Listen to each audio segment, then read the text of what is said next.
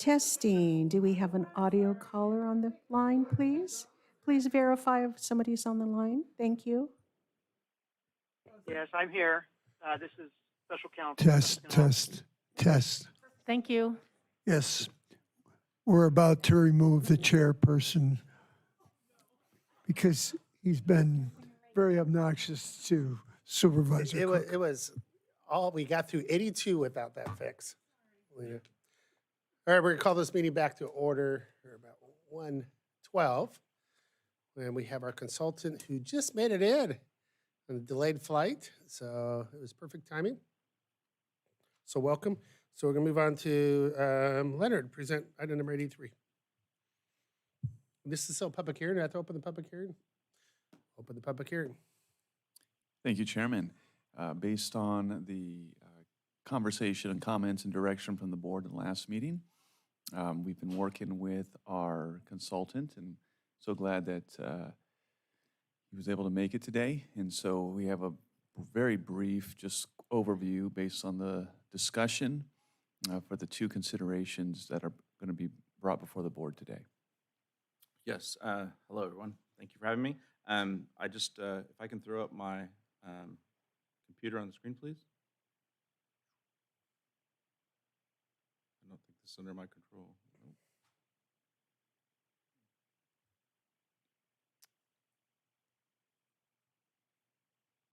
Okay, here we go. So this map, I don't know, Mr. Chairman, how much you want me to go into this, but this was the original. 2.2. What's that? That's a 2.2. I'm sorry? Is this the version 2.2? This is the one you saw at our last meeting that we discussed here in session. We went through each of these districts and just some of the highlights regarding map 2, version 2. The basically the population deviation we got for these maps was within 2.6%. Overall, we got the unincorporated populations that you requested within the information that you asked for those people who don't live within incorporated cities. And then the other questions were regarding the Latino CVAP numbers. There's two districts, Districts 4 and District 5, which are largely have Latino CVAP numbers that are quite similar to the ones that you have now. And those were some of the key provisions that the board discussed last time. Also up on the screen, you will see here that we dealt with the Mojave Air Quality Management District line that you see up on the screen right now for the overlay. And by the way, this Google map is the one I believe has been sent to you that I'm showing you. So this should all be information that I believe that you have seen. So only two districts, though, cross over that line to the top. So then,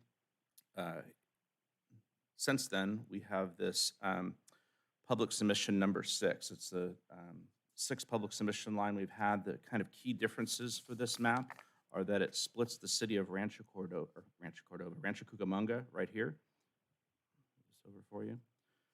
Splits Rancho Cucamonga along the bottom. It largely keeps cities whole and attempts to do that. District 1 in this map, which I'll go to right now. It's across the top here. Large amounts of unincorporated area. Population deviation for this total plan is about 4%, which is under the 5% that County Council asked for. Its Hispanic CVAP for this district is 40.49%. For District 1, going across the top there.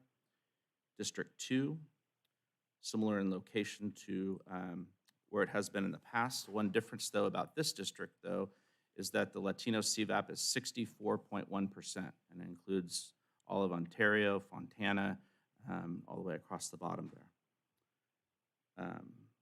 The other difference in this map is District 3 is a little bit different, obviously covering a much larger area. It doesn't really split any cities, except I believe there's a couple small, non-contiguous, unincorporated areas of San Bernardino that are included in that. The Hispanic CVAP there is 26.78%. And then District 4 is something that is quite a bit different than anything that the commission looked at and that any map that we've seen previously. It includes Chino and Chino Hills, goes to the west, kind of around Ontario, and then over into the area of Rancho Cucamonga and Upland. The difference here is that Hispanic CVAP percent for this district, District 4, is 40.08%. And then finally, District 5, which is in a similar area to where we were previously with District 5 in most of the maps, largely keeps San Bernardino whole. Once again, I mentioned there's a couple of very small non-contiguous pieces. And then the Latino CVAP for this district is 57.85%. So that is, I don't believe that I haven't been notified of any new public submissions since this one came in about a week and a half ago, or actually it's before the holidays, a little bit more than that. And so those are the two maps I believe that are on your agenda today. Actually, I will point out one other thing.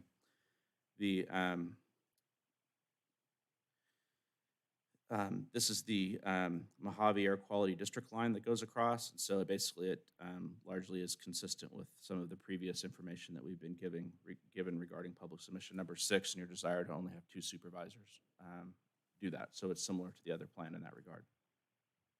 Thank you. Any questions of staff real quick before we turn to public comments? See none? Thank you for your presentation, and long flight for a 5-minute presentation, right? I left at 7 o'clock this morning, sir. It was a long day. You had the plane delays, so. Ana Gonzalez? That's it?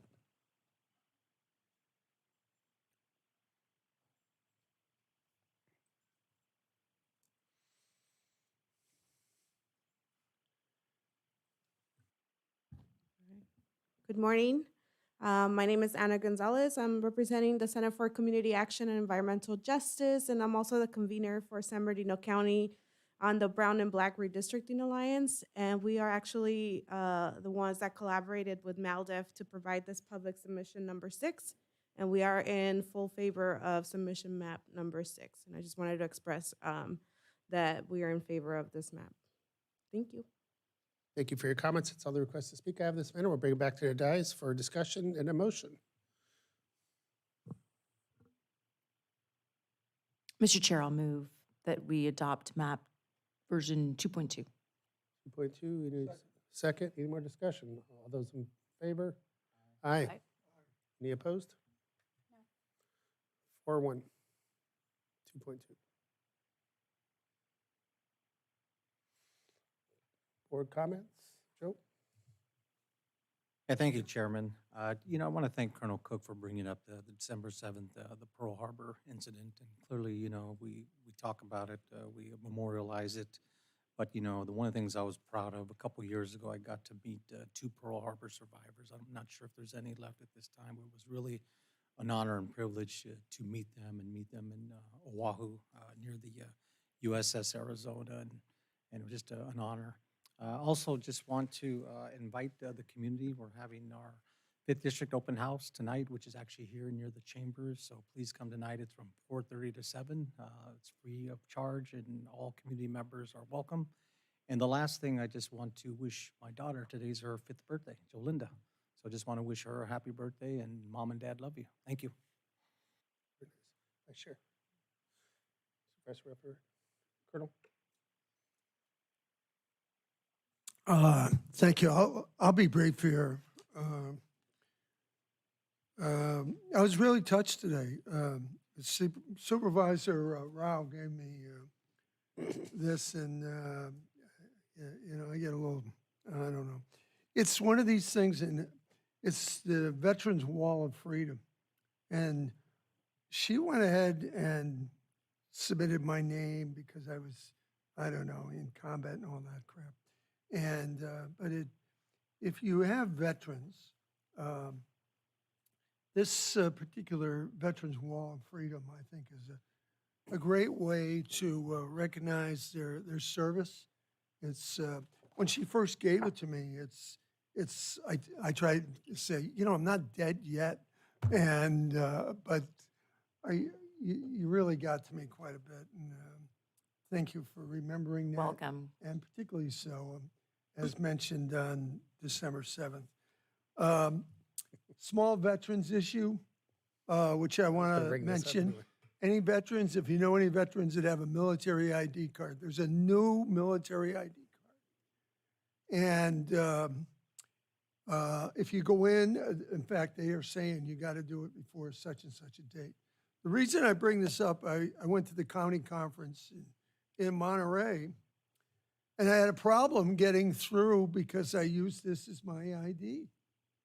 And TSA was, no, this, we don't recognize this.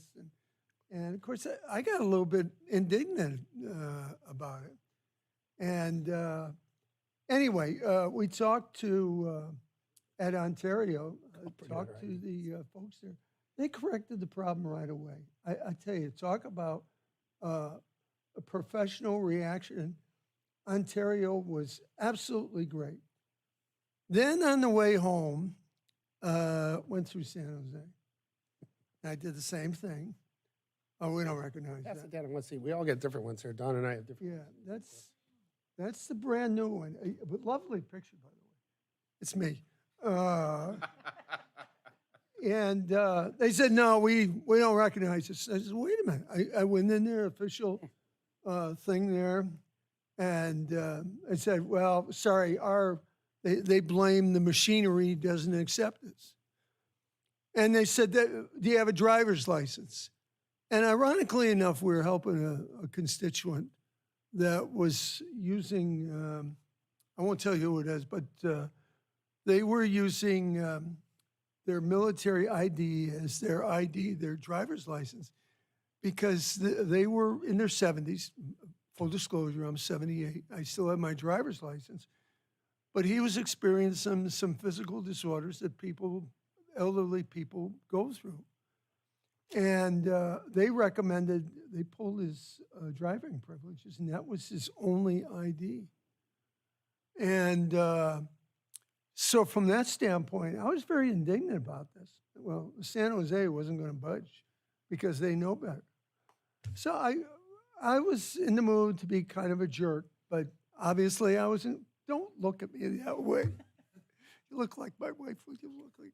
Anyway, I called a couple of colleagues in Congress, a couple on the veterans, and I said, what is going on? This is a federal agency, and this is the way you advertise to get the new ID, and then you don't recognize it, and then you deny that it's in existence or you don't have the machinery.